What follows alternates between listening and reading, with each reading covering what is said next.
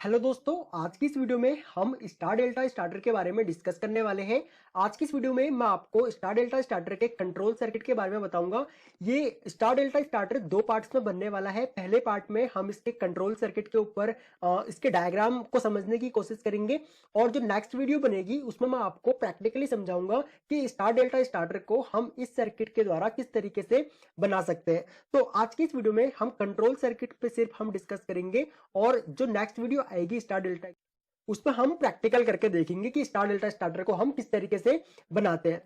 तो अगर हम स्टार डेल्टा स्टार्टर की बात करें तो सबसे पहले हमें जो चीज चाहिए होती है स्टार डेल्टा स्टार्टर के लिए वो है हमारा यहाँ पे टाइमर। ठीक है, तो यहाँ पे हमारा ये टाइमर है, इसको मैं यहाँ पे T1 एड्रेसिंग दे देता हूँ। ठीक है, यहाँ पे T1 में यहाँ पे लिख देता हूँ। उसके बाद हमको तीन कॉन्टेक्टर यहाँ पे चाहिए होते हैं। ठीक है, तीन कॉन्टेक्टर किस लिए होते हैं? पहला कॉन्टेक्टर है जो हमारा, वो हमारा मेन कॉन्टेक्टर है। ठीक है, तो इसको हम नाम दे देते हैं K1। उसके बाद एक कॉन्टेक्टर को हम नाम दे देते हैं K2 और एक को हम दे देते हैं K3। तो K1 वाला कॉन्टेक्टर जो है वो हमारा मेन कॉन्टेक्टर होगा। ठीक है, K2 वाला कॉन्टेक्टर हमारा स्टार कॉन्टेक्टर होगा और K3 वाला कॉन्टेक्टर जो होगा वो हमारा डेल्टा वाला होगा। ठीक है, तो जैसे कि आपने स्टार डेल्टा में पढ़ा होगा कि हम अपनी जो मोटरें होती है, थ्री फेज इंडक्शन मोटरें, उनको हम स्टार और डेल्टा दोनों में ही चलाते हैं। तो स्टार डेल्टा में क्यों चलाया जाता है इसके ऊपर मैंने ऑलरेडी वीडियो बना रखी है, कुछ दिन पहले ही हमने वीडियो अपलोड करी थी। आपको वो वीडियो भी देख लेनी चाहिए। वीडियो का लिंक मैं आपको इस वीडियो के नीचे डिस्क्रिप्शन में भी दे दूंगा, आप वहां फॉलो करके उस वीडियो को भी देख लीजिए। उसके बाद देखिए, हमें तीन कॉन्टेक्टर चाहिए होते हैं यहाँ पे K1, K2 एंड K3। इसमें एक कॉन्टेक्टर हमारा मेन कॉन्टेक्टर होगा, दूसरा कॉन्टेक्टर हमारा स्टार के लिए यूज होगा और तीसरा कॉन्टेक्टर हमारा डेल्टा वाइंडिंग के लिए यूज होगा। और ये हमारा है यहाँ पे टाइमर। ओके, उसके बाद हम क्या काम करते हैं, टाइमर और तीनों ही कॉन्टेक्टर को न्यूट्रल वायर के साथ में हम कनेक्ट कर देते हैं। ठीक है, यहाँ पे हम कंट्रोलिंग चाहे तो 220 वोल्ट की भी कर सकते हैं, हम चाहे तो यहाँ पे 24 वोल्ट की भी कर सकते हैं और 440 वोल्ट की भी कर सकते हैं। मतलब कि आप 440 वोल्ट एसी में भी कंट्रोलिंग कर सकते हो, 220 वोल्ट एसी में भी कंट्रोलिंग कर सकते हो और 24 वोल्ट डीसी में भी कंट्रोलिंग कर सकते हो, या फिर 120 वोल्ट एसी में भी कंट्रोलिंग कर सकते हो। तो कंट्रोलिंग के लिए चाहे आप किसी भी वोल्टेज को यहाँ पे यूज कर सकते हो, बाकी कनेक्शन सबके सेम होंगे। मेरे पास कई बार क्वेश्चन आते हैं, आप लोगों के कमेंट्स आते हैं कि सर हम 24 वोल्ट में किस तरीके से कंट्रोलिंग करेंगे या फिर 220 वोल्ट में किस तरीके से कंट्रोलिंग करेंगे। तो यहाँ पे देखिए, आपका वोल्टेज चाहे कुछ भी हो कंट्रोलिंग का, बाकी जो कनेक्शन होंगे हमारे, कनेक्शन सभी वोल्टों के लिए सेम होते हैं। चाहे आप किसी भी वोल्ट की कंट्रोलिंग कीजिए, आपको कनेक्शन सेम ही करने पड़ेंगे। उसके बाद हम यहाँ पे कंट्रोलिंग के लिए देखिए, न्यूट्रल हमने सबके साथ में कनेक्ट कर दिया। अब बात आती है फेस वायर की। तो फेस वायर के लिए हम सबसे पहले क्या काम करते हैं, यहाँ पे एक फ्यूज यूज करते हैं। ठीक है, यहाँ पे ये हमारा जो है ये फ्यूज है, ताकि जब भी हमारे अगर कंट्रोल वायरिंग में कोई भी प्रॉब्लम आती है तो ये हमारा जो फ्यूज है, फ्यूज हमारे सर्किट को यहाँ पे जो फॉल्टी सर्किट है उसको सर्किट से अलग कर देगा। तो यहीं पे सप्लाई को ब्रेक कर देगा, जिससे कि बाकी का जो ब्रेकडाउन है वो कोई भी बड़ा ब्रेकडाउन आने से यहाँ पे बच जाएगा। उसके बाद ये जो सिंबल है, ये है हमारा यहाँ पे एनसी का सिंबल होता है ये, और यहाँ पे हमने ये जो यूज किया हुआ है ये किया है OLR। ठीक है, OLR यहाँ पे यूज किया हुआ है। OLR का मतलब होता है यहाँ पे ओवरलोड रिले। ठीक है, ये हमने ओवरलोड रिले की एनसी यहाँ पे यूज करी हुई है, ताकि अगर हमारी इन जो हमारी मोटर है वो मोटर अगर हमारी किसी भी कंडीशन में ओवरलोड हो जाती है तो उस केस में क्या होगा, ये थर्मल ओवरलोड रिले जो होगी हमारी, ये जो इसका एनसी टर्मिनल होगा वो NO बन जाएगा और यहाँ से ये सर्किट को ब्रेक कर देगा। तो इस तरीके से ओवरलोड रिले इस एनसी की मदद से हमारे मोटर को प्रोटेक्ट करेगा। उसके बाद एक और एनसी हम यहाँ पे यूज करते जो कि होगा हमारा PB।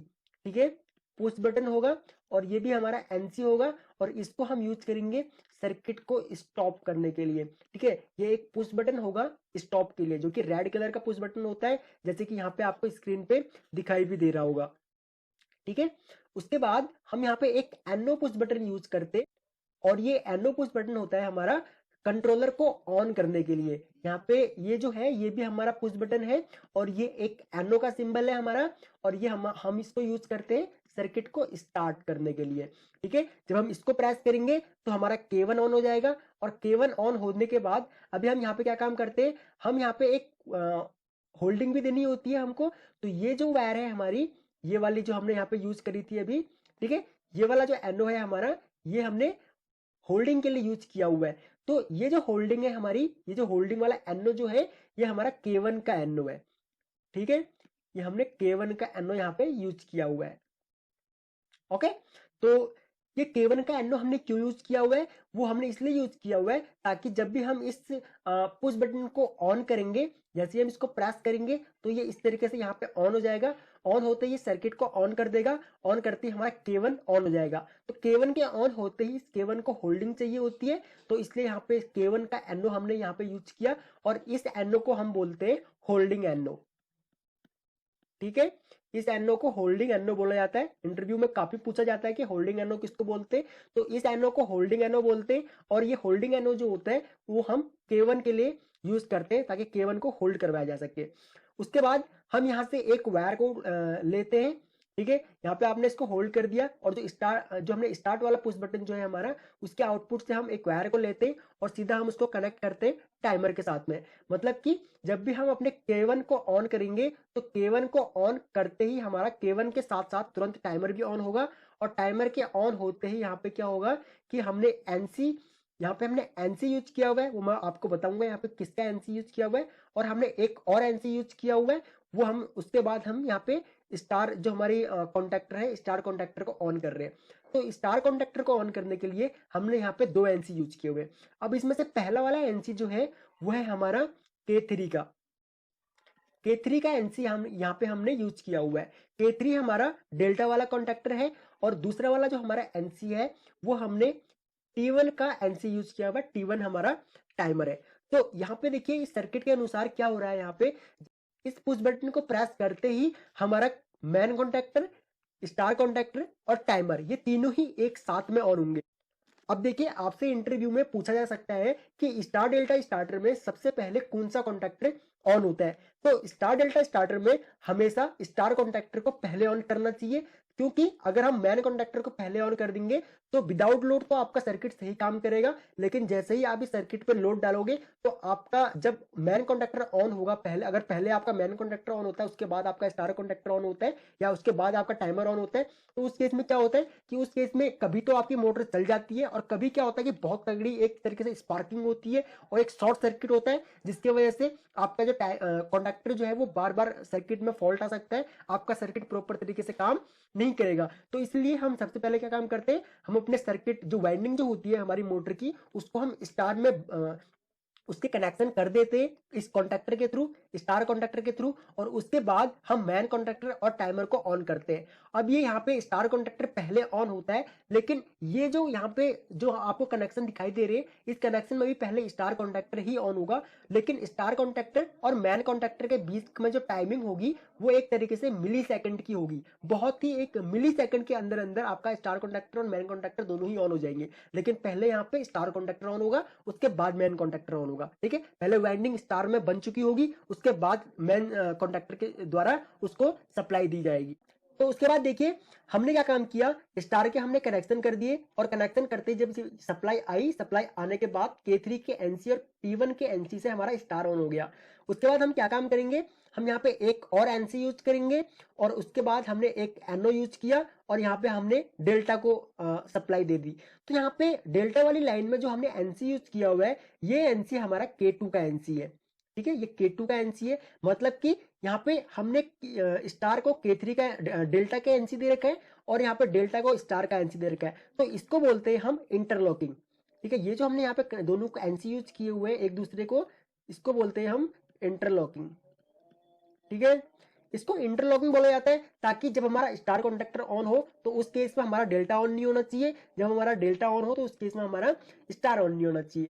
तो देखिए जब स्टार ऑन होगा तो उस टाइम पे डेल्टा ऑन नहीं होगा। क्यों नहीं होगा, क्योंकि यहाँ पे जो हमने डेल्टा में K2 का जो एनसी यूज किया हुआ है, वो जब डेल्टा स्टार वाला ऑन होगा तो ये K2 का जो एनसी हमने यहाँ पे यूज किया हुआ है, ये एनओ बन चुका होगा, और इस तरीके से यहाँ पे ये सप्लाई को ब्रेक कर देगा, ठीक है। तो ऐसे ही यहाँ पे भी होता है, जब हमारा डेल्टा ऑफ होगा उसी कंडीशन में हमारा स्टार ऑन होगा, वरना स्टार हमारा ऑन यहाँ पे नहीं होगा। इन केस आपका डेल्टा कॉन्टैक्टर जो है वो अगर बीच में ही फंसा हुआ रह जाता है, कई बार मैकेनिकल उसमें फॉल्ट आ जाता है, या फिर उसका जो मैग्नेटिज्म अंदर जो स्प्रिंग होती है हमारे कॉन्टैक्टर की वो प्रॉपर तरीके से काम नहीं करती है, या इसका जो एनसी टर्मिनल है अगर वो खराब हो जाता है, कुछ भी डेल्टा वाले कॉन्टैक्टर का कुछ भी फॉल्ट आ जाता है, तो उस केस में भी हमारा स्टार कॉन्टैक्टर जो है वो ऑन नहीं होता है। उसके बाद यहाँ पे देखिए, ये जो हमने उसके बाद एनओ यूज किया हुआ है, ये हमने टाइमर का एनओ यूज किया हुआ है। अब इसकी वर्किंग अगर हम थोड़ा सा समझने की कोशिश करें, तो यहाँ पे हमने पुश बटन को ऑन किया, पुश बटन को ऑन करने के बाद हमारा मैन कॉन्टैक्टर ऑन हुआ, और मैन कॉन्टैक्टर ऑन होते ही मैन कॉन्टैक्टर का जो एनओ था वो एनसी बन चुका है, और मैन कॉन्टैक्टर हमारा परमानेंट ऑन हो चुका है। तो मैन कॉन्टैक्टर के साथ साथ में हमारा स्टार कॉन्टैक्टर भी ऑन हो चुका है, ठीक है, और यहाँ पे हमारा टाइमर भी ऑन हो चुका है। तो टाइमर ऑन होते ही हमने टाइमर में जो भी टाइमिंग डाल रखी होगी, मान के चलिए हमने 18 सेकंड की इसमें टाइमिंग डाल रखी है, या फिर 20 सेकंड की हमने इसमें टाइमिंग डाल रखी है, तो ये तुरंत इसको सप्लाई मिलते ही टाइम काउंट करना स्टार्ट कर देगा। और टाइम काउंट जो करना ये स्टार्ट करेगा, तो अगर हमने यहाँ पे 20 सेकंड की टाइमिंग डाल रखी है इस टाइमर में, तो ये जो स्टार कॉन्टैक्टर है हमारा वो 20 सेकंड तक हमारा ऑन रहेगा, क्योंकि यहाँ पे इसकी एनसी यूज कर रखी है हमने। और टी जो हमने K3 जो है, K3 के साथ में हमने इसका टाइमर का एनओ यूज किया हुआ है। तो 20 सेकंड के बाद क्या होगा, तो यहाँ पर T1 का जो एनओ है वो एनसी बन जाएगा, और जो T1 का जो एनसी है वो एनओ बन जाएगा। जब यहाँ पर T1 का एनसी एनओ बन जाएगा तो स्टार हमारा ऑफ हो जाएगा, और जब T1 का जो यहाँ पे T1 का जो एनओ है वो एनसी बन जाएगा, तो यहाँ पे क्या होगा, हमारा डेल्टा ऑन हो जाएगा, ठीक है, क्योंकि K2 का एनसी हम यहाँ पे हमने यूज किया हुआ है। जब ये स्टार ऑफ हो जाएगा तब K2 का एनसी यहाँ पे काम करेगा, और T1 का एनओ जो है वो टाइमर ने जैसे ही 20 सेकंड कंप्लीट किए, तो 20 सेकंड के बाद यहाँ पे इसका एनओ एनसी बन जाएगा और हमारा डेल्टा ऑन हो जाएगा। तो इस तरीके से हम अपने सर्किट को स्टार डेल्टा सर्किट को बनाते हैं, और इस तरीके से स्टार डेल्टा सर्किट हमारा काम करता है। तो आई होप कि आपको स्टार डेल्टा स्टार्टर के जो कंट्रोल सर्किट है वो आपको समझ में आ गया होगा।